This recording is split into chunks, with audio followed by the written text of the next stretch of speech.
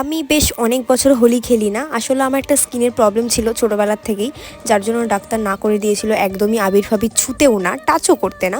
তো অনেক বছর আমি খেলি না সেইভাবে, টুকটাক মাখতাম যখন ঠিক হলো তখন টুকটাক মাখতাম, বাট সেইভাবে কোনোদিনও খেলিনি। কিন্তু এই বছর মনে হলো যে না, এই বছর জমসে খেলবো। তো যথারীতি আমাদের ভাং বানানোরও প্ল্যান হয়েছিল। ভাং লোকের মানে এত মাথা না, মানে অনেকজন মিলে করা, তো সবার বুদ্ধি শুনতে গিয়ে 1 গামলা ভাং বানানো হয়ে গেছিলো।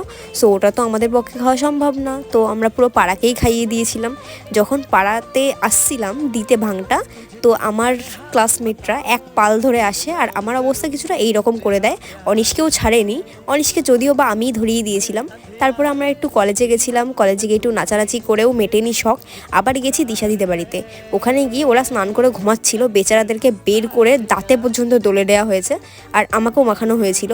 বাড়ি আসার সময় দেখছিলাম এরা কাদা নিয়ে নাচানাচি করছে, কাদা পর্যন্ত খেলেছে, পা থেকে মাথা অবধি পুরো কাদা। তখন মনে হচ্ছিলো যে হ্যাঁ, আমরা হয়তো একটু কমই খেলেছি, বাট বাড়ি এসে যা তুলতে মজা লেগেছে না, শিক্ষা হয়ে গেছে, আর এরকম রং খেলবো না।